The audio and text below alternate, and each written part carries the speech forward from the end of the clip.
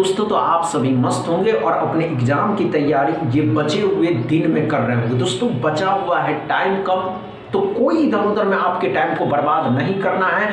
आप सभी के सामने सिंप्लीफिकेशन का पहला क्वेश्चन, इसको सॉल्व करना। चलिए दोस्तों देखते हैं कम टाइम में आप कर पाते हैं या नहीं कर पाते।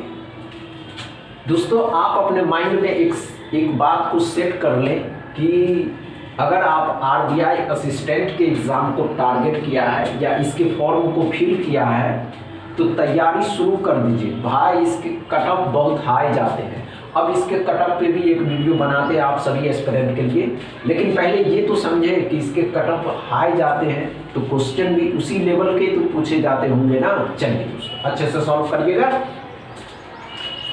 हुआ या नहीं हुआ बस ये बताइए।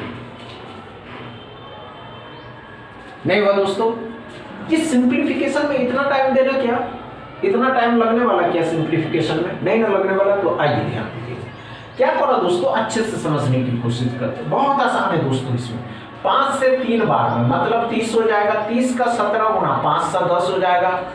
17 3 से 10 और 2 से 10 5 से 10 हो जाएगा। 17 3 51 9 7 63 मतलब क्या हो जाएगा दोस्तों 630। 630 भी घटाना होगा। 15 7 105 105 इसमें घटा जोड़ दीजिएगा तो कितना हो जाएगा दोस्तों 615।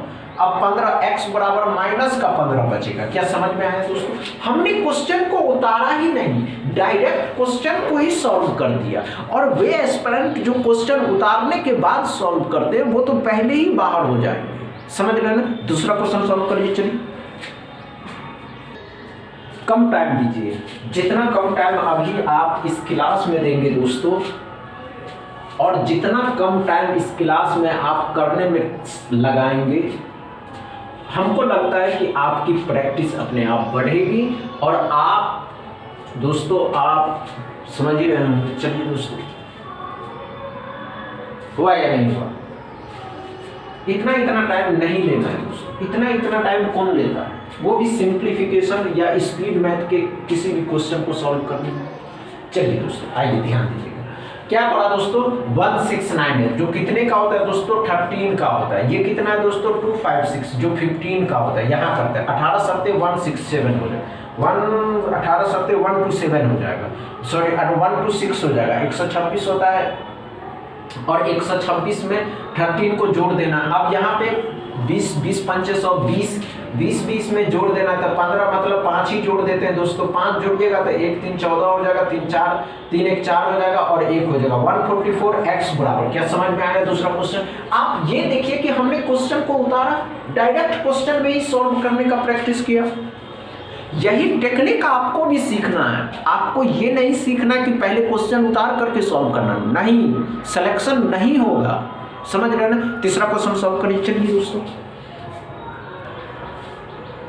तीसरा क्वेश्चन को सॉल्व करिए। चलिए दोस्तों देखते हैं आप कर पाते हैं या नहीं कर पाते। समझ रहे हैं? चलिए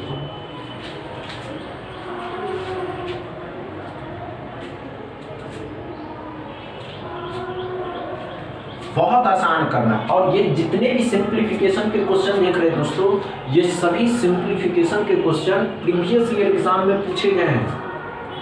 समझ रहे हैं? चलिए दोस्तों अच्छे से सॉल्व करिएगा बच्चे। हुआ या नहीं हुआ? नहीं हुआ?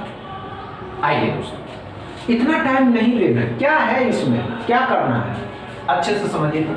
30% ऑफ 300 300 का 30% डबल जीरो खत्म किया 30 3 90 हो जाएगा। 3 जोड़ दीजिएगा 93 हो जाएगा। 12% ऑफ 500 500 का 12% 60 रुपया जो माइनस का 60 है इससे लाइएगा प्लस का हो जाएगा तो 153x बराबर। क्या समझ में आया तीसरा क्वेश्चन दोस्तों?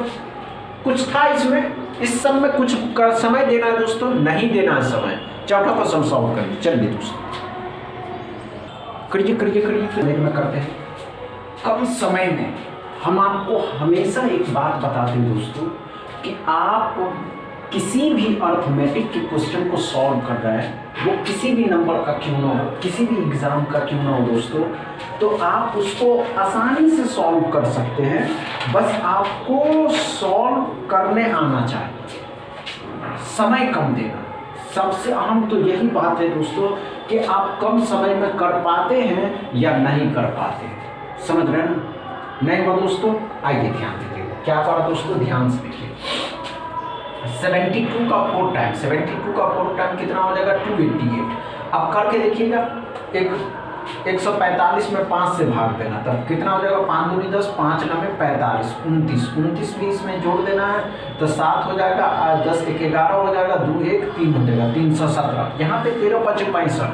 अब यहाँ पे 196 कितने का होता है दोस्तों, तो 14 का, 14 माइनस का है, इस साइड लाइएगा तो जुट जाएगा, लेकिन 65 जो है इसमें घटाना होगा तो कितना हो जाएगा दोस्तों, 2 हो जाएगा, 11 में से 5 हो जाएगा, 2 हो जाएगा, जिसमें आप 14 को जोड़ना भी है तो 662 हो जाएगा, 266x बराबर। क्या समझ में आया दोस्तों चौथा क्वेश्चन?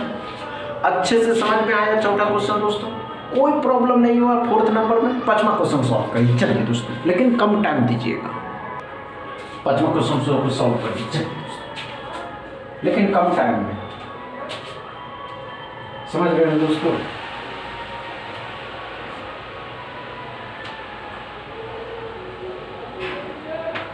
देखते आप कर पाते या नहीं कर पाते।